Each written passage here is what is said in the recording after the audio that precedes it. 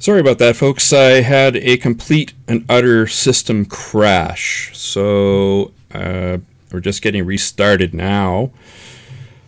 And I will get a hold of my co-hosts and we will continue on. I think we're going to leave the video. I'll let you guys go. You could find it on our YouTube page. And yeah, it's funny. But anyway, it's really too bad. I couldn't get that. Oh well, anyway. Yeah, get out of there. All right. Now I'm going to phone them up. Oh! Okay. Jeez. Yeah. Hello. Hey, there we go. I had... We had any listeners are going now. Yeah. Enjoy gardening. I had a total system crash. I thought so. Yeah. There was a total system crash. Just everything went. Yeah. That was it.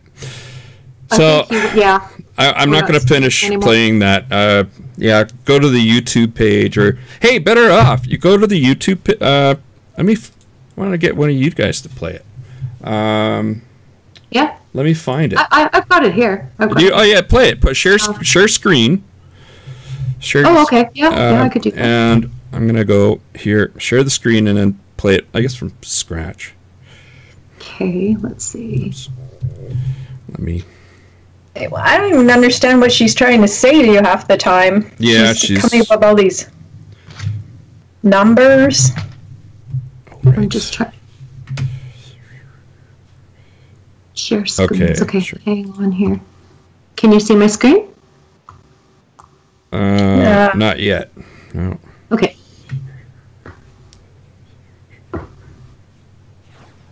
Maybe I need to hang on here. Start. There we go. That's why. You have to.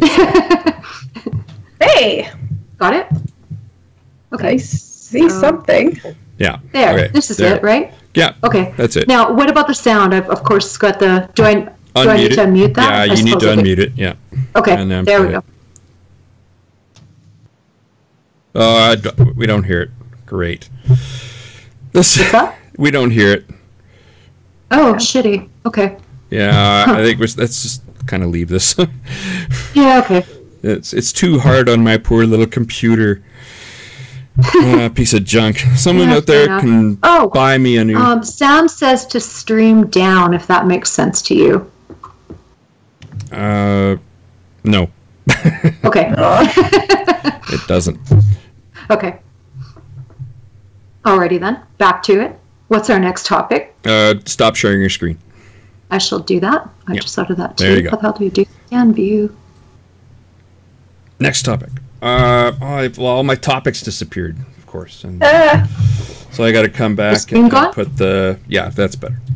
Okay. Of course, I want to rant about the Stephans, so. You want to go to the Stephans first? Okay, that's good. Let's go to the Stephans. Because I'm trying to make sense of something, and it just.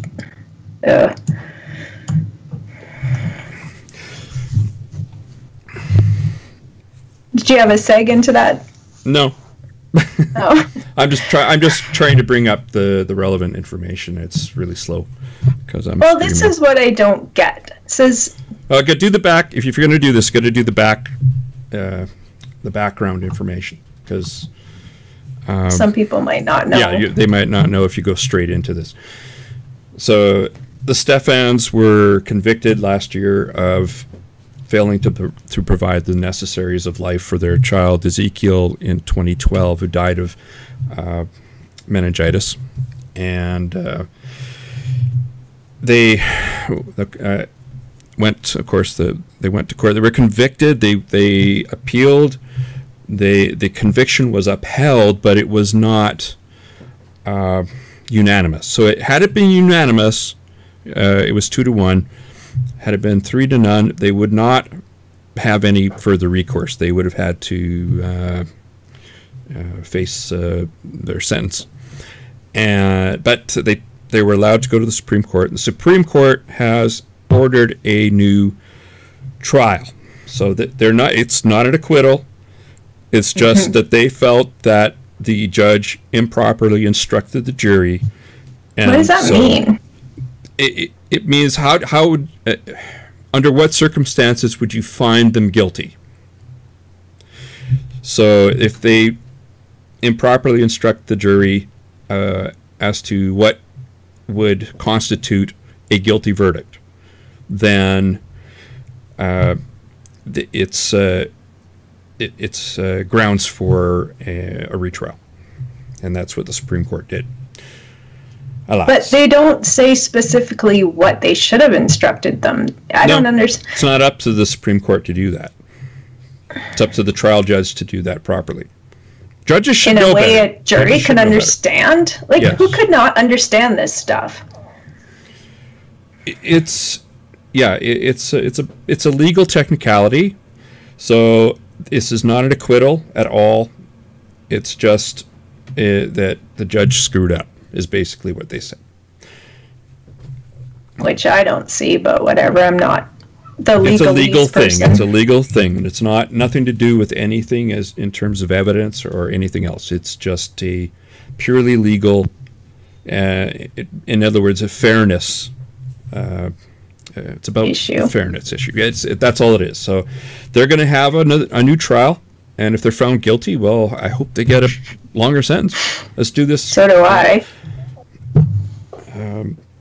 The way I really wonder how he's going to ramble on again, blaming whatever. I mean, how could there be any other outcome? Oh, that might have been part of the problem, how the jury was instructed. I don't know what the actual instruction was, so I can't say. Yeah. But I'm trying to find the original. Well, the way Stephan's ramble on, the way they did the last trial, I don't see how this will be any different. Because they tried to blame the ambulance. They tried to. It was just ridiculous. Yeah. Yeah, of course. Well, it's everybody else, mistakes were made, but not by me. That's the attitude. There's absolutely no sense of responsibility. Yeah, especially with the husband. Sam just said, I just redirected everybody here, having lost our Facebook feed, so hopefully people will rejoin us, because there was a bit of a conversation going on about this. Hey? So I'll just take it from this most recent one from Sam. But the Supreme Court ordered the retrial because the jury was instructed to weigh the evidence. So, yeah. Well, and now Stephan's posting this on his Facebook, which really starts to tick me off. He says, our Supreme Court hearing will not only affect the future of our family, but the future of all Canadians, as this landmark precedent-setting case is being used to deprive parental rights and health freedom. Bullshit. Ownership of children. Bullshit. Yeah, no, this is, this is child slavery. This is not a precedent. He's not being acquitted. It's a retrial. So it's a do-over. Yeah, and we have a good Supreme Court. We do. We have a very good Supreme Court. And this guy has shown zero remorse. Zero. Like, I do feel sorry for the Stepford wife, but she doesn't say much. At least mildly, but no. Health freedom. What is health freedom? The right to kill your kid with echinacea? Yeah. Yeah, you have your health freedom if you're under or over 18. Yeah, exactly. Yeah. Parents are not owners of children; they are custodians, and there is a standard of care that must be met. If they don't, then you are if you've committed a crime. And you deprived your child of its. Yeah, care. Where did the kids' rights go? Exactly. You have rights as a parent, but you also have responsibilities. And I think the Supreme Court will see quite clearly through this fucking bullshit. Well, that's it goes back to Queen's Court. Bullshit activism for health freedom. Health freedom. That just child code. Was really freed from life. Jesus, it just makes me sick. That is a quack's mantra. That is a quack mantra. Mercola says it. That crazy oil guru dude for those stinky essential oils that don't do shit, but they convinced everybody they do shit. It's the same mantra of the health ranger. What the hell is his name again? Who's that? He has a website, and is he a good guy or a bad guy? Oh, very, very bad. If you Google Health Ranger, he's as bad as a Mercola. So, okay. Natural Nut News. That's what I call it. But he calls it Natural News. That guy. He says the same stuff. Terry Polivoy pointed that out with these folks too. So it's their mantra. Health, freedom. The freedom to kill yourself with alternatives. Yeah, well, if it's for yourself, who cares? You know, if it's for your kid. Have at it. But if it's for your kid, you are not an owner. It's not a thing. A child is not a thing. A child is a future citizen, and you have a responsibility, if you have children, to ensure that a standard of care is provided, and that, especially when his life could have been saved. Yeah, and that's the thing. Meningitis isn't 100% deadly until you deny him actual health care. Yeah. Which they did. They didn't even get him diagnosed. Yeah, they were saying that some key evidence wasn't allowed, which the Supreme Court never addressed. So, who knows? I'd like to know what that is. Oh, it was a nurse. It was a testimony from some nurse that supposedly supported their arguments, but I don't think so. I don't think that's going to fly. Yeah. Nurse. Yeah. This is that intersection between Christianity and New Age bullshit and, swindling, basically, right? It's bizarre. It's bizarre. Yeah. And these guys have a vested interest in their natural health product sales. So they're going to be accused of, what I like to say, essentially killing their child with a lack of care. But it's basically what they sell for a living as well. This is what they do for a living. This is what they sell people, health freedom. I'm sorry because I was paying attention to technological shit. Did you mention about the expo? Yeah, when he was supposed to be a guest speaker. Yeah. Okay. Not today. When he was another expo, another episode, but he was invited to speak at that health and blah blah blah wellness, whatever the hell it is here, right? Yeah. And it was a Grey Eagle casino, and the organizers of that conference didn't, they just ignored the request, but the Grey Eagle dumped him. So the venue dumped him, not the organizers, basically, right? So in response to public outrage. So good for them. Yeah. Outrage. Thumbs up to them. Yeah. So I think I asked if somebody would come for an interview from the Grey Eagle online, but I don't think we got a response. So yeah. Yeah. Well, these people, the reason why they were dropped is because they have been charged. They've done this crime. They need to get rid of that to get the ball rolling on those type of speaker things. So they can say, oh, see, we are innocent. Yeah. And exactly the opposite's going to happen, I'm sure. It better. Because they have a vested interest in selling their True Hope products, which they tell mentally ill people to go off their meds for. Mm-hmm. Oh, and by the way, that would be a separate charge, right? So I don't even know if that would come to bear as evidence in this particular case. But again, I think the Supreme Court would. I'm confident in our Supreme Court. Let's go that way. Yeah. But their supplements are a whole other issue, which will not be addressed here, because as long as they don't put the claims on the label, they can say whatever the hell they want to people over the phone. Yeah, yeah. Or on their website, or at expos and this kind of shit, right? Yeah, yeah. So I wonder if they've seen a drop in sales of their True Hope product. Or an increase. Just as an aside, CBC Edmonton, they did a series on Pure North and the association between them and the Alberta government. And which is a whole other, it's not True Hope, it's Pure North. Yeah, it's a different one. That's a vitamin thing. We're doing with homeless people, giving out vitamins, making health claims, and they're up for what's called a Michener Award, which is a journalistic award for the expose. So that's something. Thanks, conservatives. It was the Conservatives who did that. Yeah, it was. Yeah, it was. It was conservative Alberta. We can get on wasting our money, wasting lack of evidence. Well, let's hope they do that to this, whatever what are they called again?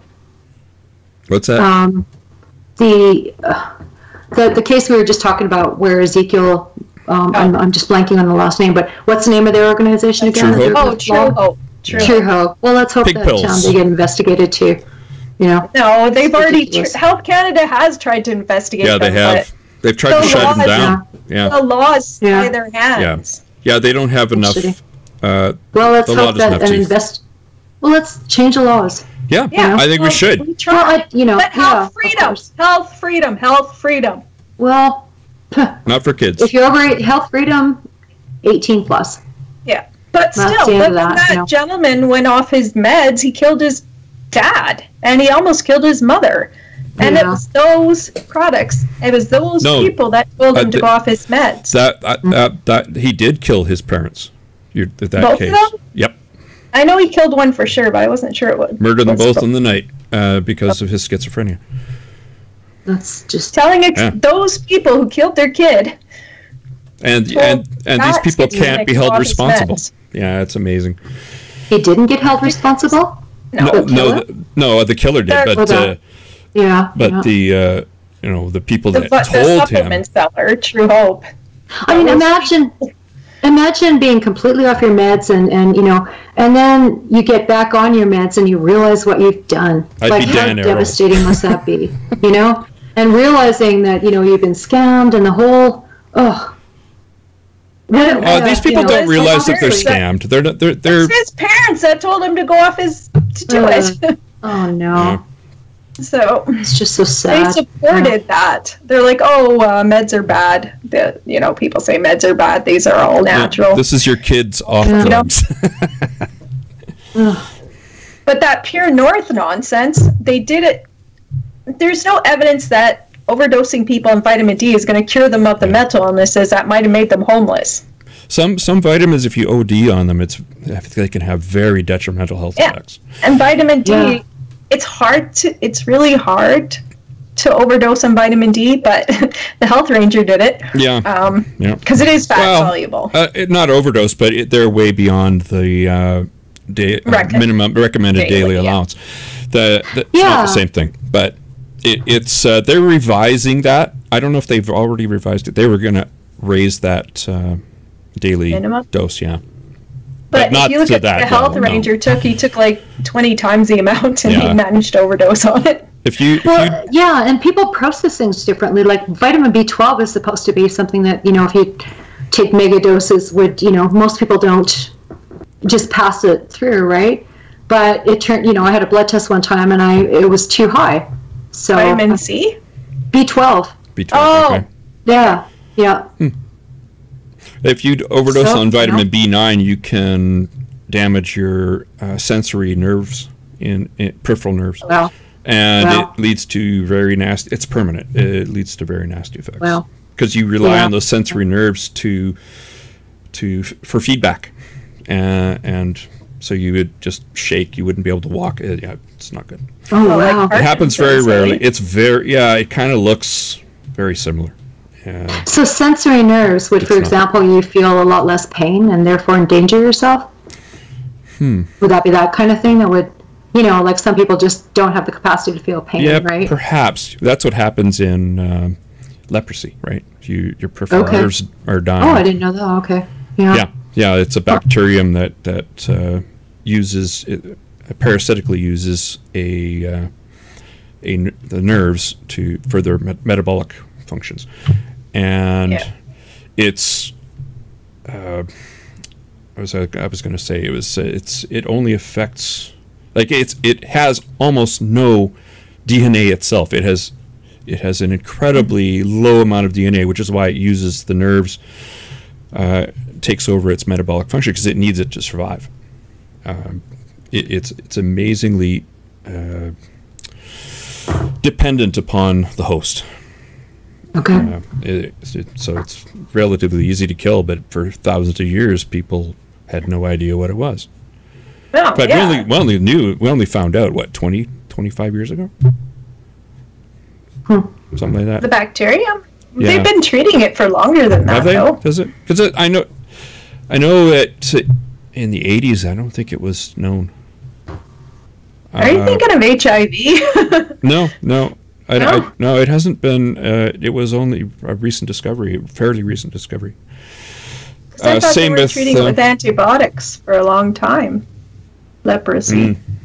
No, they had no idea what it was. And another one I was thinking of is, they didn't know it was bacterium that was causing most stomach ulcers till what, the 70s? Yeah.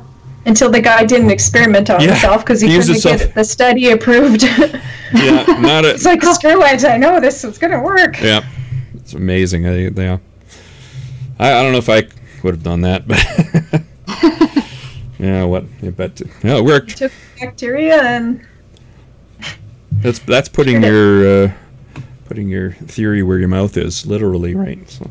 Well, he was pretty sure. Yeah, I've been pretty sure of a lot of things. I don't know if I'd bet the farm on any of it. I mean, especially if I'm sure it's coming out of my ass, kind of thing. Okay. Anyway, let's move on. What are we going to move on to? We might as well go into the things like the outrageous claims of. This is. I really like Sharon Kirky's stuff. She does a lot of pieces on. She's a journalist at the National Post, and she does a lot of pieces on homeopathy and chiropractic, and this is one of them here. The Canadian homeopaths say diluted vaccines can recover kids from autism, and it's a so it's a detoxification therapy known as CEASE. I suppose it's some clever acronym. Complete elimination of autistic spectrum expression. Expression? Bullshit. What? Okay, it's a widely debunked theory that causes that most causes of autism are due to childhood vaccines. It's ridiculous, of course. It's just an accident that when the regimen of vaccines are given to a child, that autism starts. It's around the same time. You start seeing you can see the signs earlier, but they become very noticeable at 18-ish months. Yeah. When you start getting vaccines. Mm-hmm.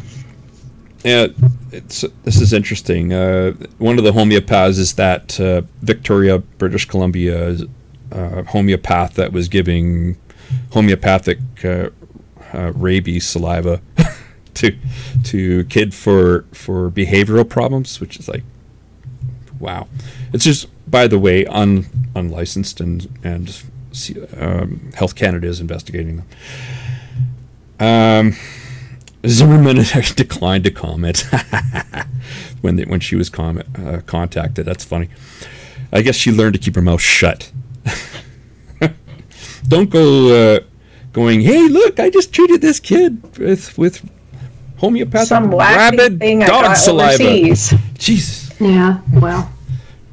So according to the CEASE doctrine, all autistic children should be detoxified using the homeopathically diluted remedies of the vaccines that have been administered to the child, and that autistic children should never again be vaccinated. Oh, great. It existed before vaccines. Hello? How do you explain that, you morons? So when Dr. Peter Zatmari, who is the chief of the Child and Youth Mental Health Collaborative between the Center for Addiction and Mental Health, the Hospital for Sick Children, and the University of Toronto. That's quite a mouthful for a title. He was asked about this, and he said, will the National Post print the word bullshit? The National Post has been printing a lot of bullshit, but can they call it that? And he says, there is now overwhelming evidence that vaccines don't cause autism, both from animal studies and from human epidemiological studies, especially out of the Netherlands. When, I think that these anti-vaccine people have a hard time explaining how groups that are vaccinated have the same rates of autism spectrum disorder as those that are not vaccinated. Their records go back a long, long ways. Is one of one of the best. Well, it's one of the best healthcare systems in the world, and it's also got the best records are kept by them. So, yeah. So that's one of the pieces that. I didn't bring up the other piece. The other piece that was interesting was her expose of chiropractic and infants. Yeah, I've got that one up. Yeah, I'm going to read some of that stuff. I haven't got it up yet. Well, this is upsetting to me. So chiropractors say their adjustments on newborns are gentle. No popping, cracking, or crunching. Instead, pressure is applied to cartilage. Vertebra. With about the same amount of force used to check a tomato's ripeness. Well, doesn't take much force to kill a kid. You know, the weight of a pillow can smother a child. It doesn't take much force to kill a kid, an infant. But they're claiming they use the same force as checking the ripeness on a tomato, so that's essentially nothing. So kids are tomatoes. Mm-hmm. Yeah. They're vegetables. Okay. Well, actually, it's a fruit, but I don't want any pedants out there telling me, it's not a vegetable. That was important enough about your health. But it's also, she brings up the scare tactics, claiming that 80% of newborns need this spinal adjustment, this little nudging, to treat trauma of entering the world. Yeah. So these newborns are experiencing nerve interference, so they got to be prodded like a tomato. Bullshit. God. Yeah, it's I know bullshit. Penn and Teller, the TV program, they actually talked to chiropractors that worked on infants, and it's just I just want to grab them and just throttle them. It's just. Well, and they're scaring parents. They're putting out anecdotal reports, scary memes where they show an obstetrician or midwife pulling a baby out by the neck because that's what they do. But there's no legitimate evidence that any appreciable percent of babies suffer subluxations. Yeah, if you got a subluxation of the spine, you're on a morphine drip in a hospital. Okay, a real subluxation. A real subluxation. They do pull babies up by the head. What's that called when they basically stick a vacuum to their head in a hospital context, let alone midwives, and they're like little cone heads for a few weeks or whatever after the fact. Not all of them. Only ones that are kind of stuck. Well, yeah, and I think they use tongs and stuff like that. I even forceps. I might have been yanked out with some.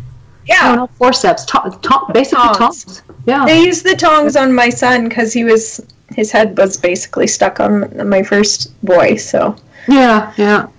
Mine decided to put her arm right up by her head, so that was fun. Yeah. But she came out. Yeah.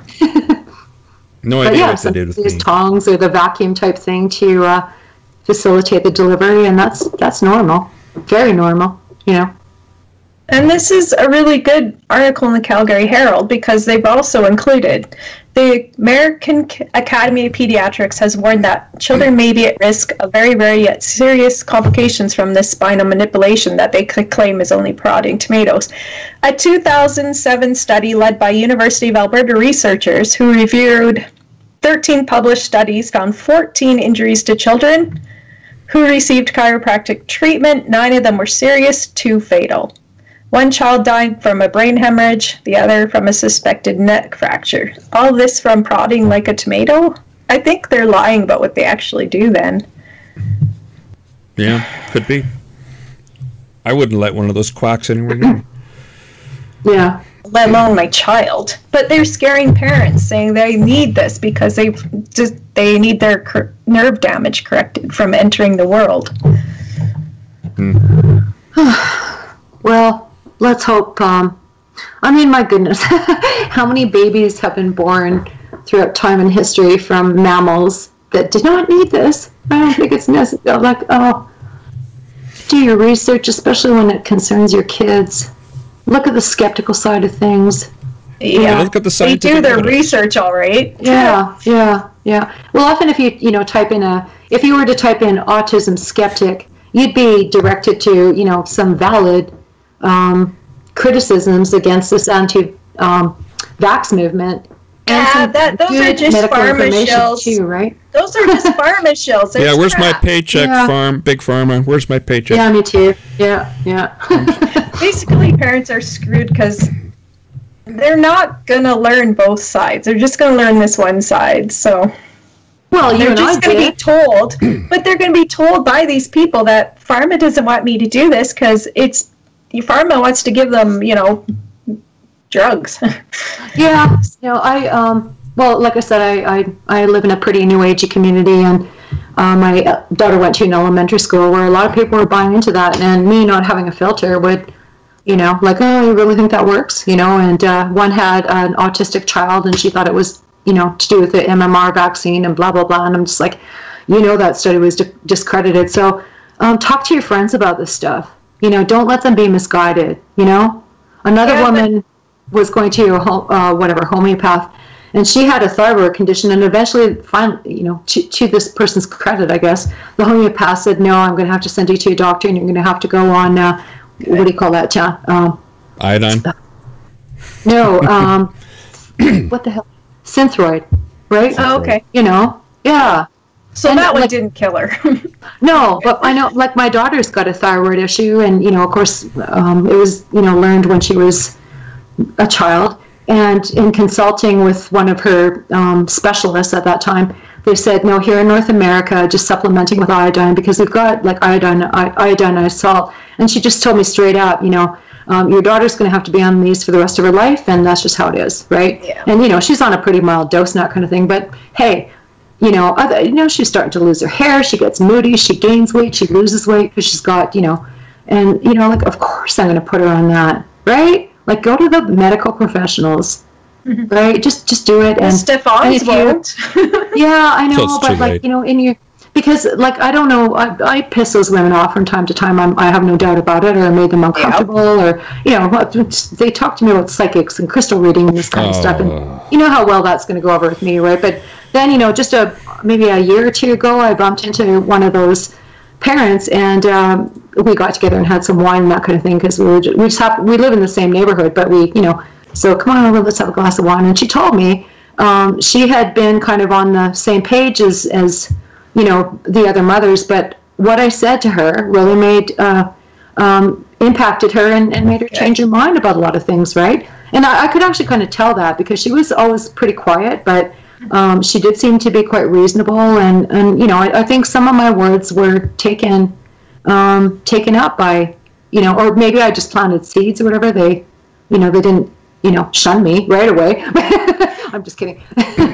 But I think my words might have either planted seeds or made a bit of a difference. And the one had the autistic child. Like, I particularly feel bad for people who don't have answers as to why their child is autistic, and so they start blaming themselves, right? What did I do wrong in pregnancy, blah, blah, blah. And so, of course, if you get an easy answer... Aunties do that, too. They'll blame anything but the cause. The cause is genetic. It's easier to blame the, something else than what you did, during pregnancy. And so when people tell you, oh, this was a cause, and that's not to say that what you did during pregnancy is a cause of autism. I'm not saying that at all. But neither is the MMR vaccine, Yeah. And, like, there's this one controversial study, and how many refutations, the one gets all the headlines. What did they say? Like, I don't know. I always think, an easy lie gets out there right away, but, to the truth makes, the back page, right? You can have one easy lie that's going to spread itself all around, right? And then the 1,000 truths just don't make the headlines, right? And it's been shown over and over again, these kids... They seem to develop normally, and then it's right around that 18-month period where the brain usually reorganizes and shrinks, theirs actually enlarges and disorganizes. There's not anything but genetic cause for that. And they can tell in the womb if that... Yeah, but they're starting to figure this out from the womb, too. They can look at, the brain in the womb and see that it's different. Yeah. So, and this topic was of particular interest to me because that nonsense came out just after, she's of the relevant age group that had the MMR vaccine, right? MMR, I can't remember whatever. And MMR. So so I found this, oh my God, maybe I'm blah, blah, blah, right? And then I followed it up, and I was able to find good information. And I just can't understand why, I guess it's a matter of media literacy. People don't know where to look to find, because it was pretty goddamn quick that I realized the guy, was scamming people. And like I said, of course that headline caught my attention because it was exactly my daughter's cohort that was implicated in this supposed research. So I don't know. I don't know why 11 kids. Research of 11 kids. Yeah. With parents who were sympathetic to the claim. And backed up by lawyers who wanted to show a cause. And Wakefield was going to be selling his own single vaccine, so he wanted to vilify the. He had an undisclosed financial conflict of interest, and Brian Deere, a journalist, found that out, and he wrote a scathing expose in the British Medical Journal that basically was the end of what's his name. Wakefield. But it's not the end. He's now talking to Trump, but now Trump wants to, look at vaccines, even though they're all already studied and all already tested. Trump's like talking to him, and he's like, "Oh, we've got to look at these vaccines now." Yeah. Wakefield has not gone away. He still makes money on alternative therapies for autistic kids. Well, yeah, and wasn't he what was the celebrity guy who was going to play that film, but public opinion? Oh, that was De Niro. What's his name? Yeah. Because New York. Okay, so when like I said, when Kara was kind of implicated in that, and I saw the whatever the hell, and two things I knew at least were that his colleagues had abandoned him, and that the Lancet had retracted the paper, and that was good enough for me to call bullshit on that nonsense, right? It shouldn't have been published. And of course, I've just learned nothing but other shitty things since then, hey?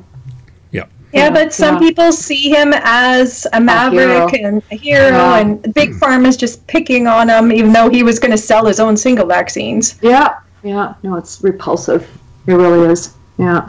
But every time I try to defend vaccines here, I always get told, know your audience and shut up, so I don't know. Maybe I don't know. That's weird. Yeah. But here's another story. I have to work. Oh, go ahead. Go ahead. Well, it's tough when I've got this little tiny bubble of people that I'd like to talk to, and they're always talking about this stuff, but I have to work with them, so now I just kind of plug my ears and turn my back. I've been told enough times to shut up. So. I got another story from The Guardian. It's the Chinese doctor jailed for calling traditional medicine poison. He's issued an apology. Jailed? Yeah, he was actually jailed. And where? Yeah, in China. Holy. He spent 100 days in jail for criticizing Chinese traditional medicine. There is no such thing. It was invented during the time of Mao. So this guy, Tan Qingdong, he's an anesthesiologist in Guangzhou. He emerged as a public hero earlier this year for going up against a traditional Chinese medicine company over its marketing of a tonic to Chinese retirees. He was detained for 3 months before being released on bail in April in a case that sparked outcry among Chinese doctors and the general public. Good. I hope, it's one thing for the doctors. It's quite another when the general public makes an outcry. Hong Mao Pharmaceutical, the maker of the tonic, said in a statement on Thursday it is dropping its lawsuit against him, so it's not just jail. The doctor published an apology earlier on Thursday for not thinking clearly, as he put it. Oh, come on. About the words he used in a December essay describing Hong Mao tonic as a poison. China's got a way to go. Well, the thing is, if you call it a poison without evidence that it's poison, but does he have evidence that it has poisoned people? Yeah. I don't know what it actually is. You can say there's no evidence it does what they say. Yeah. Yeah. But Alties don't care about evidence anyways. They just know if they sell anecdotes, people buy their product. But maybe he did step over a line saying it was poison if there wasn't evidence. You got to hear this. This medicinal liquor contains more than 60 kinds of herbs and animal products, and it's advertised as a cure for everything from rheumatism to kidney dysfunction, joint pain, and Alzheimer's disease. Cure-all. That's typical. Mm-hmm. Yeah. So China's traditional medicine industry is growing, and it's supported by the central government, as it always has been. Well, if it's profitable. Well, it's not just that, but it costs less than actual real medicine, right? Than doctors. Here, take this crap.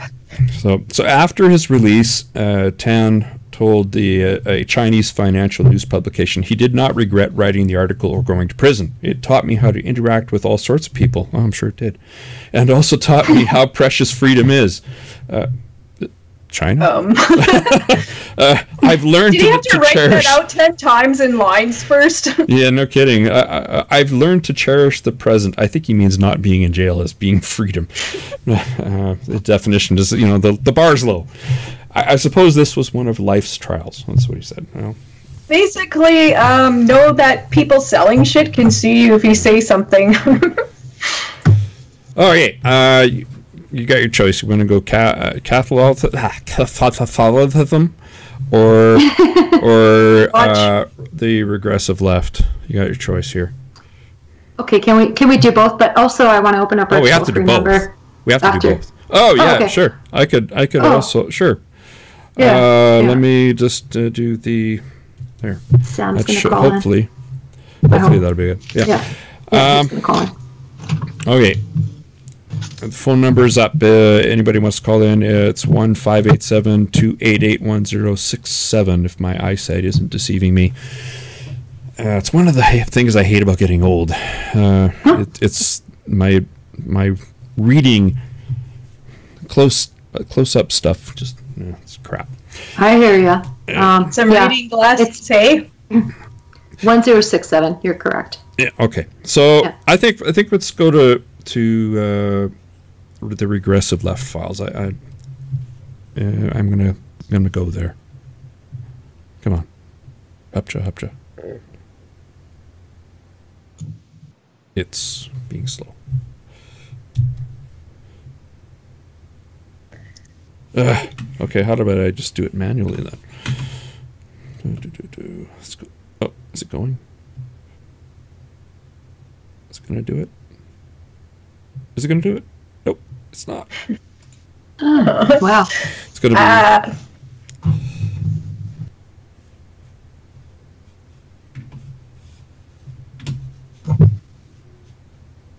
Come on, regressive left files. Let's go.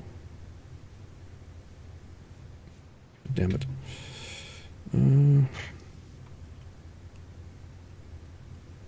Is it on the Skype one? Let's see. Is that the intro? Yeah, I want to play that because it's video now. So. Oh, okay. Yeah. I saw that. That's amazing. But I just thought, if you want me to share screen on anything, I can do that. No, I got it.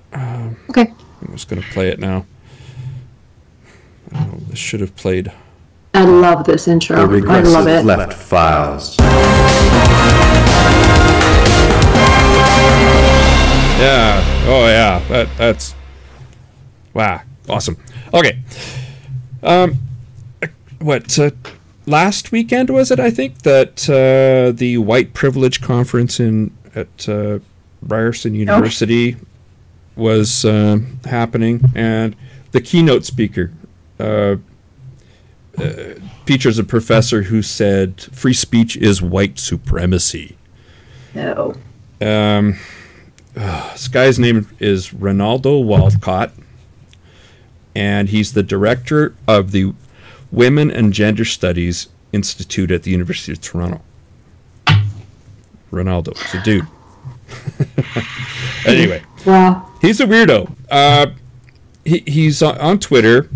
If you look for his handle, is Black Like Who. Some of the tweets he's made. Here's one of them. The university is a central pillar of white supremacy. It has to be destroyed like all white supremacist institutions simultaneously. Does this guy have any self-awareness about, being a professor at the University of Toronto? Yeah. And at a white privilege conference at Ryerson University? Does somebody is this just like the irony? My irony meter's breaking. It's just simultaneously upholding white supremacy while criticizing it. If you buy into the claim in the first place, right? Like,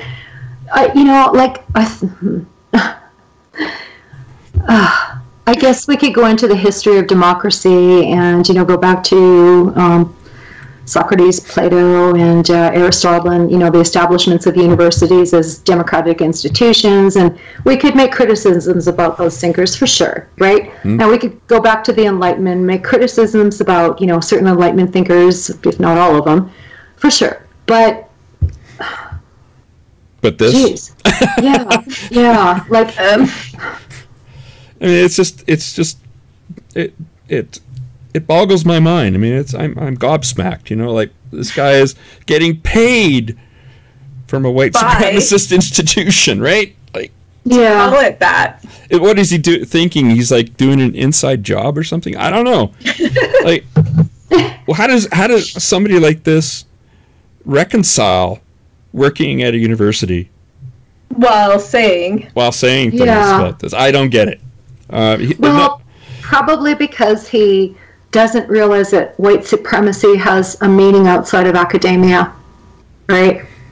In academia, it's a theoretical lens, whereas when you deploy it outside of academia, you're using it as a weapon and not a way to further conversation. You're shutting down conversation. Again, who do I want to work with? People that call me a white supremacist, or do I want to work with people who are going to say thanks for helping and keep elevating our voices, right? Do I want to be marginalized from a group, or do I want to be accepted into that group and actually feel like I'm making a difference, right? Here's another tweet. The university has never been a neutral space. It sits at the apex of white supremacist reproduction. Remember that. It's like, what the hell? I find white supremacists shun education more than that's true. Embrace it. Yeah, but again, it's been deployed in a way that doesn't mean what it means to the common, I guess, sensibilities, right? When you say doesn't mean then white supremacist, you're thinking of freaking Ku Klux Klan and these neo-Nazi groups and all that kind of. Those are white fucking supremacists, right? Yeah. What's he talking about? Now, I think if he, like maybe if I looked into the academic literature and somebody said, for the purposes of this investigation, I am defining white supremacy as X, Y, and Z, right? Now, that would be particular to that paper or whatever you're doing, and meant to be read in a particular way, right? Now, when you start deploying that term outside of academia without the academic theoretical constructs and all that kind of, which again are lenses, lenses and that kind of thing, right? That ought to be one of many lenses through which you view social phenomenon as an academic.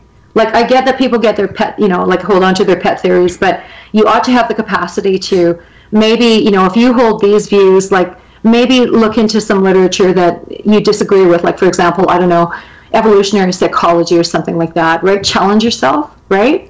And that's just not what's going on in a lot of areas, let's put it that way. That's how I see it. Does that make sense? I think he's just nuts. I think he's a nut. That would be a good. I would welcome that as an alternative to hypothesis to what I just presented. I think he has a persecution complex, and just hates white people. I really Yeah, I'd have to look more into it and, I really think that's all it is. And or like... He's not doing this in an academic setting. This is a lay audience. I know. Okay, I'm going to play devil's advocate. I don't hate white people. I just hate whiteness. Right? Because what exactly is whiteness? I mean... Well, that's just it. Like in the academic context, for the purposes of this investigation, I define whiteness as X, Y, and Z, right? Now, yeah, but what are X, Y, and Z? Well, I don't know.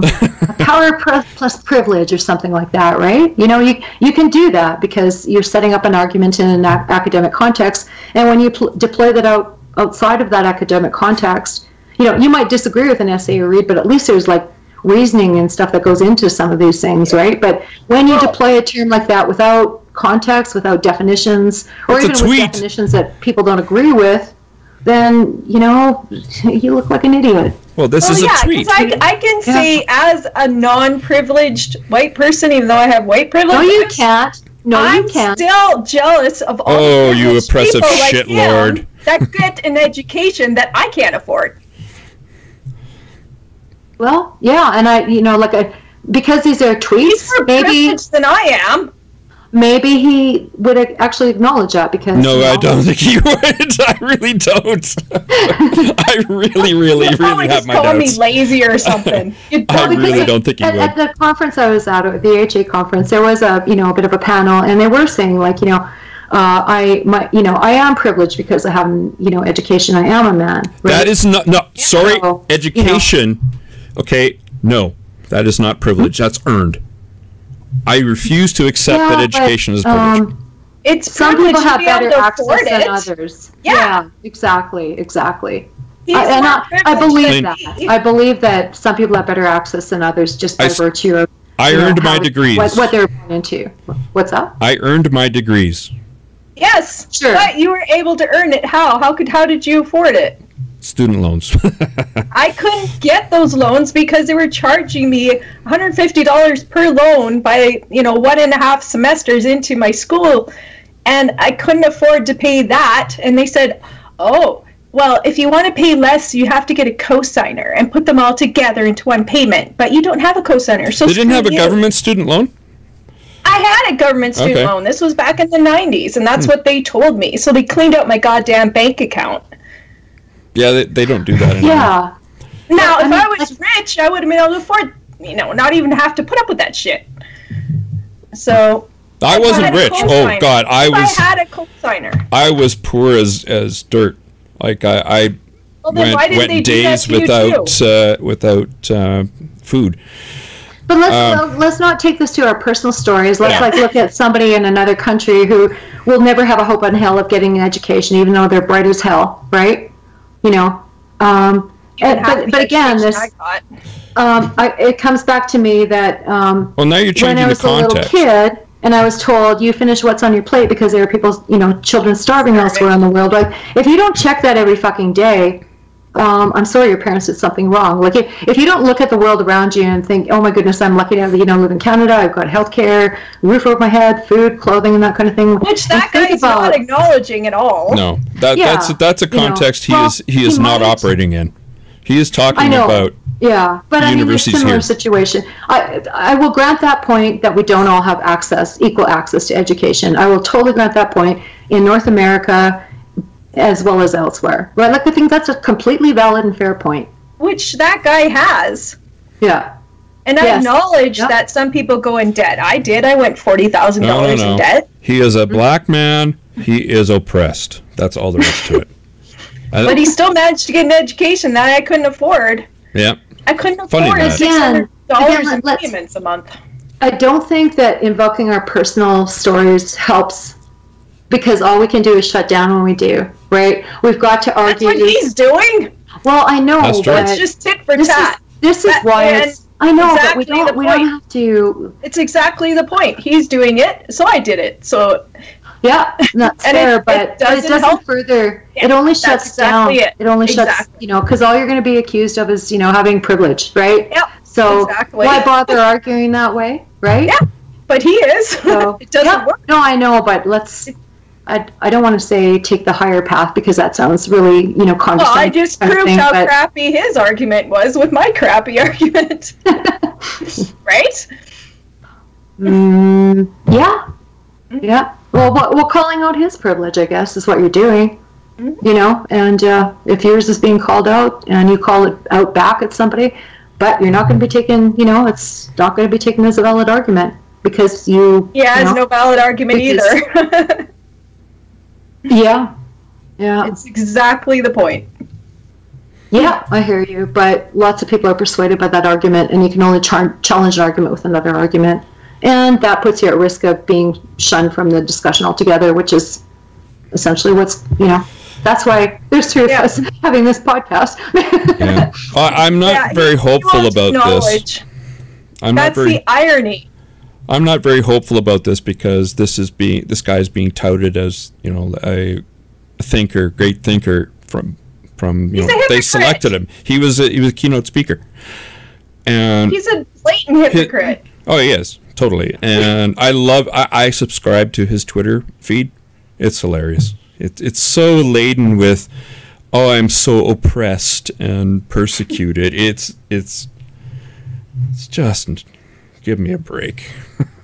Yeah. When I whine about that kind of stuff, I'm trying to help others avoid what I went through. It's not like, oh, poor me. It's not. It's like, okay, this sucks, so do something else better. Start a GoFundMe or avoid student loans and get a student line of credit or something. So, whereas what is this guy doing? Well, and again, I think intersectionalism needs more intersectionalism, and I think we need to hear from some international voices, right? And consider as North Americans. I don't buy into intersectional feminism at all. Intersectional. I don't know what that is. I do not buy into it. Well, no, it's the idea that you can have multiple,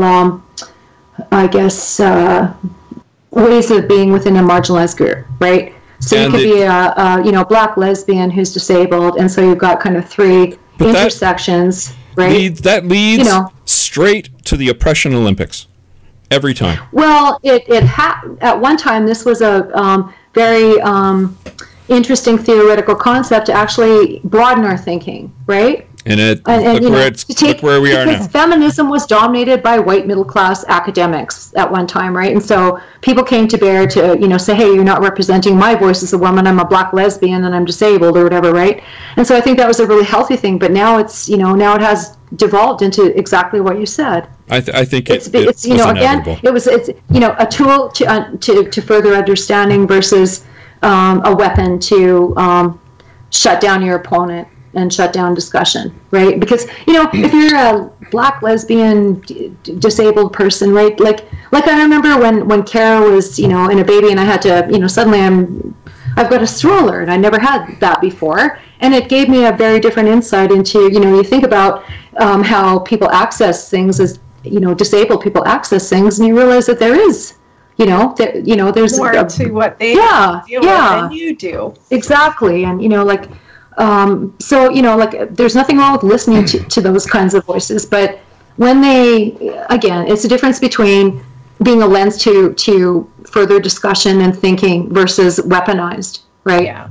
Yeah, and it doesn't mean that person's opinion is far more valid than another just because either. Yeah, and I think a lot of intersectional people would say, hey, when we say when we say white supremacist, we mean, patriarchy, right? Like, I think you can argue for, the existence of a patriarchy, but if you only argue for that, well, no, I can buy into I can totally buy into certain claims, and I have, I used it for my master's degree, that argumentation. So there are things that are supported by some empirical evidence that, that I buy into, but there are things that are just nonsense, and I don't, right? And if you only look at the world through patriarchy, you're going to see nothing but patriarchy. If you only look at the world through the lens of so like I said, a healthy person will look at, okay, well, I hold this belief, so I'm going to go, oh, this challenges my belief, I'm going to go over here and have a look at it, right? Mm-hmm. And and even if you still hold on to that belief, you might just have the capacity as an academic to acknowledge that, hey, the people over here are invoking evolutionary psychology have a good point, and I need to take that on board and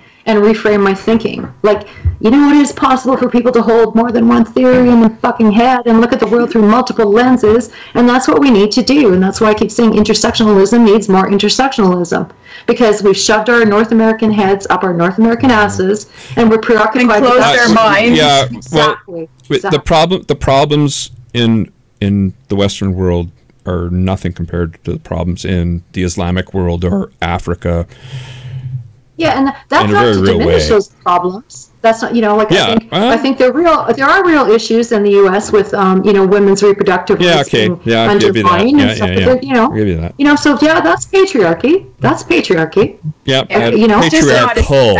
Patriarchal. I would not say patriarchy. I would say patriarchal. Well, if you got all theoretical about it, you could frame that into a claim that would justify patriarchy. Well, the problem is that it gives this idea that it is a monolithic thing, a real thing, like a almost physical object, like all the men get together once a year and decide how to oppress women for the next year. That's what happens when you have a pet theory.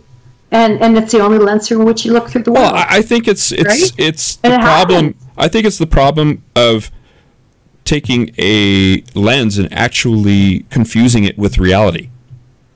Yes. Yeah. No, but that's part of it. A construct. Yeah. Taking a construct like patriarchy and thinking that it actually is reality. All men. Yeah, and just, of course. I mean, I guess that almost kind of goes without saying, because any lens you look through. No, we got to say it. We got to say it. No, sorry, the social world, right? You know, it's one thing to look, you know, through at the empirical world through the lens of physics or, you know, mathematics, or, you know, where you can make predictions about. But when you start dealing with the social world, it's not empirical. It's messy. It's you know, there's a spectrum of behaviors and beliefs and, you know, ways of enacting our identity and all that kind of stuff. And it doesn't mean you can't use one nice little package, and, you know, right? That doesn't mean you can't use empiricism. Like, the social sciences have their own metrics that are well established and do a good job. But a lot of these departments now, like gender studies, 80% of what's published never gets a single citation. It's junk. It's all about experiences. It's elevating experiences up to the level of, it's another word for experience is anecdote. Yeah. We don't accept that as evidence. You know, if enough anecdotes pile up, and you know, enough people are saying, "Hey, I experienced this," smoke. Then we've got an empirical question that we can work with. Yeah, it becomes, sure. You know, right? So there's nothing wrong with personal experiences informing a theory, or, you know, looking through a particular lens to, you know, right? There's nothing wrong with that, but it's just become unhealthy when you know, when you're only looking through the lens at one world and not, you know, that's not scientific, right? And it could be. It has been. This brings us generates more questions. Yeah, I'm defending it, right? You know. Yeah, this brings us to the what I wanted to actually discuss tonight was the Overton window theory, and why I think it is not just wrong, but it's actually representing the diametric opposite of what really happens. Like, if you have a position which is like equality, gender equality, that's a reasonable and defensible position. Mm-hmm.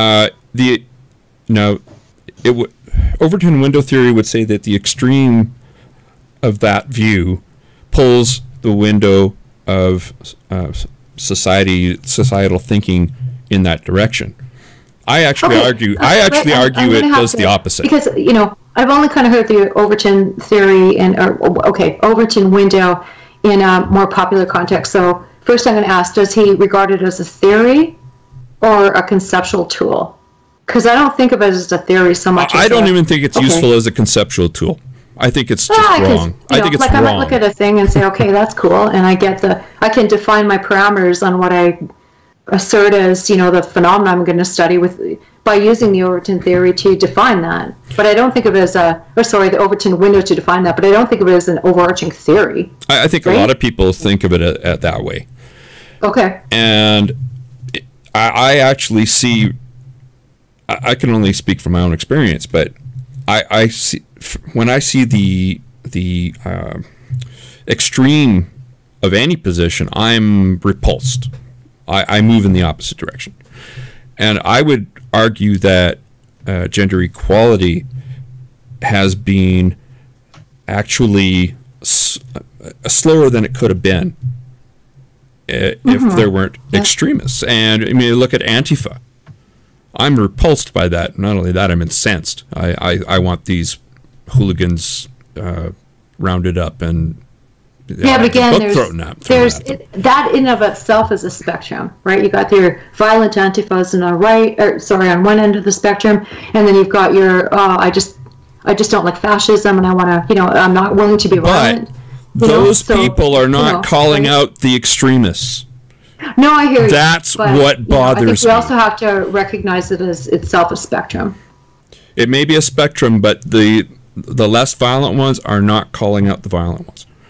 And that's a problem. And again, it's international and it's realized differently in other areas of the world, right? In ways that I might be more inclined to agree with. All right. As long as there's, because I don't believe in violence, but if so you wouldn't punch a Nazi. They're using their words and challenging things like, I don't know, the uprising of neo-Nazis in Germany or France or whatever, right? Yeah, I'll agree with them. Let's move on. Mormon church cuts ties with the Boy Scouts. Oh yeah, this makes me laugh. I think that should be like Boy Scouts cut ties with the Mormon church is the headline I would have liked to have read. Yeah, that would have been better a few years back. Yeah, we don't want you Mormons in there, but anyway, no, it wouldn't do that. So did they have that honestly was a slip. Lawyers to help people leave the church after that was announced, just like they did when the Mormons decided to double down on the anti-LGBTQ stuff. I don't know. Probably. But it's the Boy Scouts have been they actually are a Christian organization in the U.S., not so much up here in Canada, but depending on where you are. Yeah, I suppose. Well, in some places everything is religious, right? Brownies in Blackfalds was. Brownies was just. I told you guys a long time ago that when I was a little kid and I joined Brownies, I thought it was a freaking cult, and it kind of like, ugh. It kind of sounds like a skid mark. Oh. Brownies. Like. That's terrible. Oh my God. Took a minute, but no, I got through. I think they should very related. Yeah. With I don't know. Well, you tell me. But doesn't it sound like that? Got brownies into fairies, but they did. I'd rather fairies than brownies because there was a toadstool in the middle, and we and the pins are little like fairies. Even as a little kid, I'm just like, what the fuck? And then you get to graduate to Girl Guide. Yeah, no, I got through my first year barely because I felt like this observer looking in thinking, what the fuck is this, right? And my parents had this thing, if I joined something, I had to finish it. So I finished it, but I'm just like, I don't know, for like one term or whatever the hell it was. And I'm just like, I don't want to be a part of that culture. Mine had a lot of religious overtures to it because I was in the Bible Belt. So we did prayers and stuff. Yeah, there was a little bit of that. I wouldn't say prayers, but there was a little hint of Christianity in there. We had prayers. Our group had prayers. Really? Okay. Yeah. We got our freaking head and prayed to God on some things. So. Yeah, there was some God speak in there too, which is was already dodgy for me as a kid. But it was fun to earn badges for being able to open a can of soup and warm it up, and like to camp in somebody's backyard, and walk a dog. Help grandma across the street. Yeah, that was fun. But that, of course, is doing good deeds by God's blah, blah, blah. And so that was interwoven with it, too. Yeah. I don't know if they do that anymore there, but they sure did when I was little. Yeah. So. We didn't have anything like this well, maybe they had it for the girls. I don't think. But they didn't have anything for the boys. No, we didn't have Cubs. Cubs? You're kidding. No. Beavers. Yeah, beavers. I think they did, but it would have been after I would have been too old for that. I think they did have beavers. We did have air cadets, and I was an air cadet. That's like next up from Scouts or something, isn't it? Yeah, great. Yeah. We get to shoot guns. Yeah. cool. In March. And wear uniforms. Lots of things. I went to Penhold for at the military base there for summer once. I did photography there. How weird is that children's group leads into the military, though, too, hey? That's weird. Well, some people really embrace it when they come from military families. Yeah. Yeah. It was a good thing. I liked it. But, if there's a Mormon undertone to it, too, there's also, like, this pro-military undertone as well. Yeah, paramilitary. Certainly, Huh? It's more survival. I don't understand the connection with the Mormons. What the hell is up with...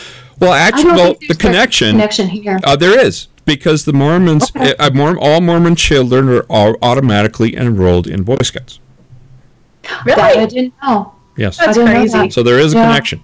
And so the Mormon Church supports it financially. Or did. It's not being phased out. So that's why this whole deal.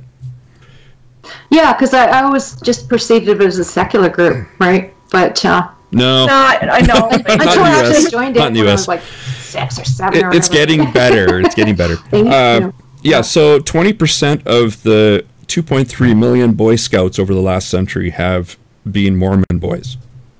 So now they don't like having gay.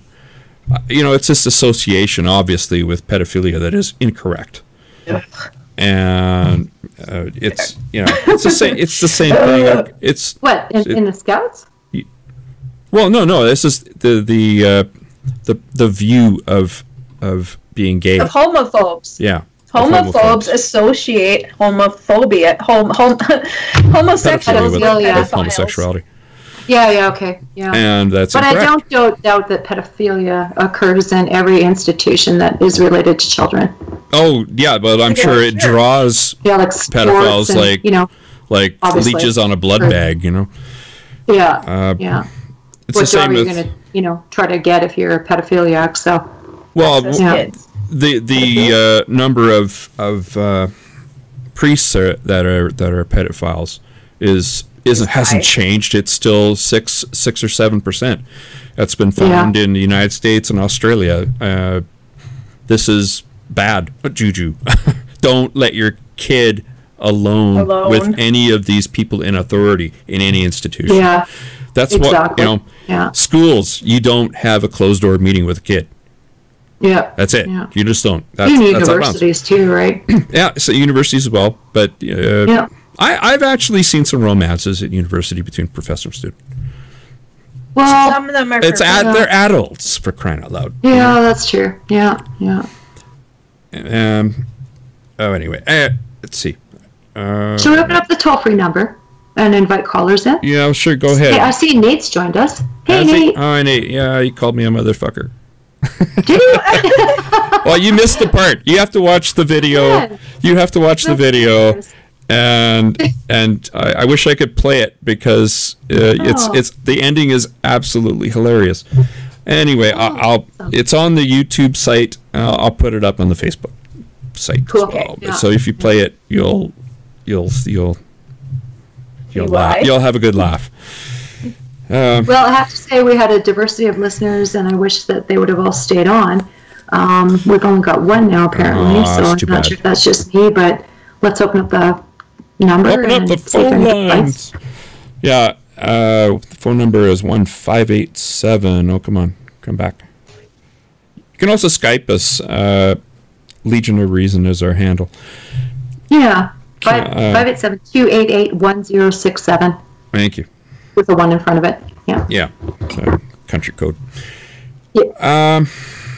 Okay, well, all we got left is Catholic Watch, I guess, eh? Let's see if that... Okay. Let's see. Oh, come on. Give me a break. That should have automatically gone. I'll have to do it manually. Great.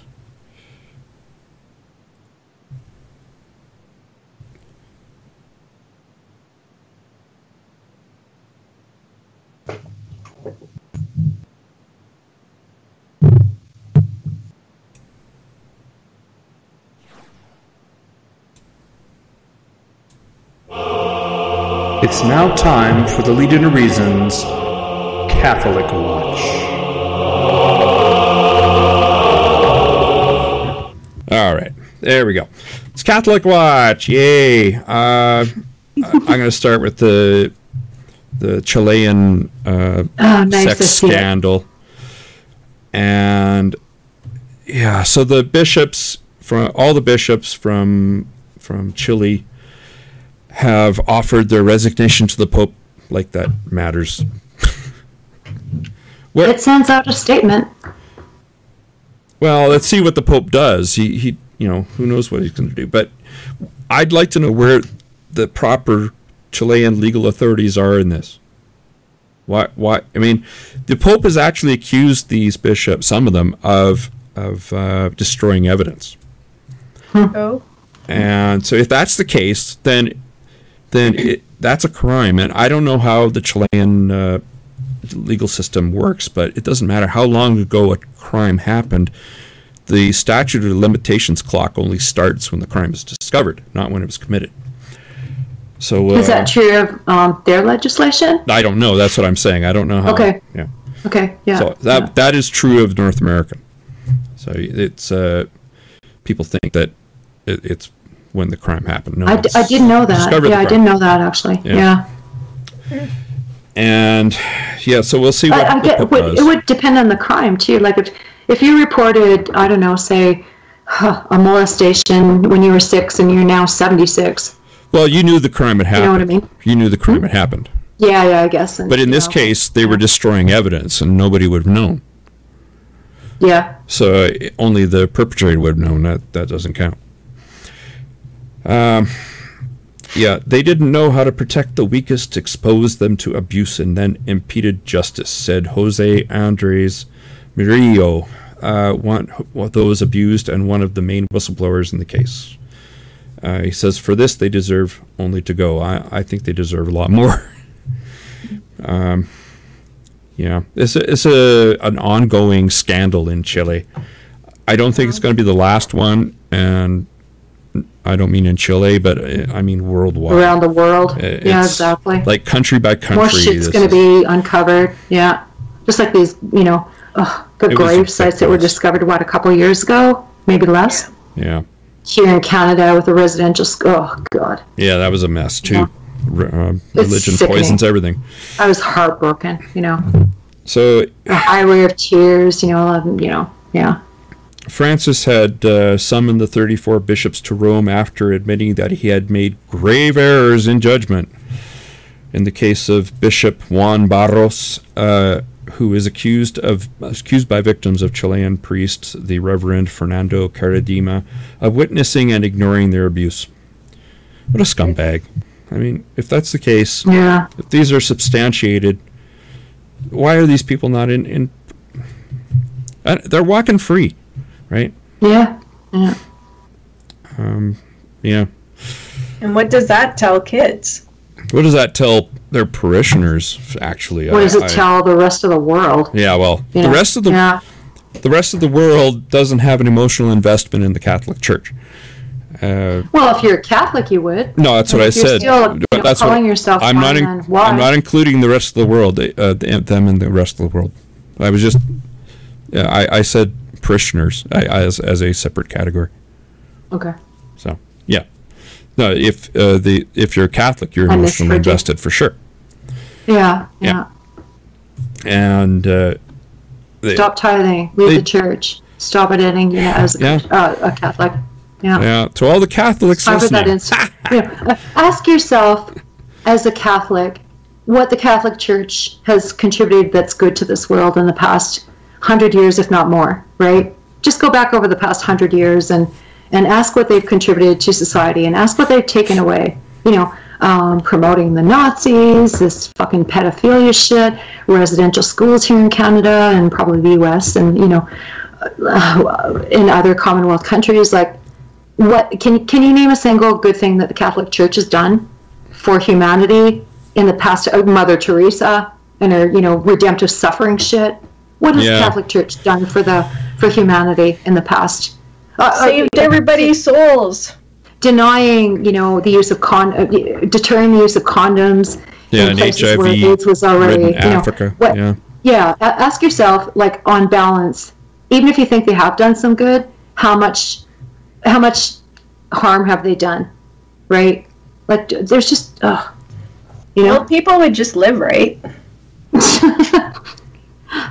But some Catholics are very moderate, and they just don't ask themselves these questions. They're not Catholic. I will. I'll ask them in person, and I have. Yeah. Yeah, that's a good idea. Ask anybody who professes to be Catholic and ask them why. Yeah. Why are you Catholic? Nicely. You know, well, if it comes up, take the opportunity to talk about it with them. You know? Why would you belong to a club that hides priestly pedophilia? I mean, why would but they think it's getting better. That's what I keep hearing. Well, it's getting better. There's no evidence of that. Yeah. In fact, there's evidence of people fleeing it. Good. Yeah. Okay, from Chile to Australia. Aussie. Aussies. It's supposed to say oi, but anyway. Court to consider request for media gag order in the Cardinal Pell trial that's coming up. This is a really weird gag order. You guys down under have a really strange sense of when you guys do a gag order. You really do a gag order. It's a really broad ban. It's a blanket ban and is the most extreme form of order that can be made. It prevents publication of all details to do with the case, including the fact that proceedings are actually happening, or even that a gag order has been issued. You can't even publish a judge's name. Like, nothing of this can be published. So how do we know if there's somebody's got to know, right? And somebody who isn't in the media can, or somebody in the media can leak it out to somebody and say, okay, they've given us a gag order.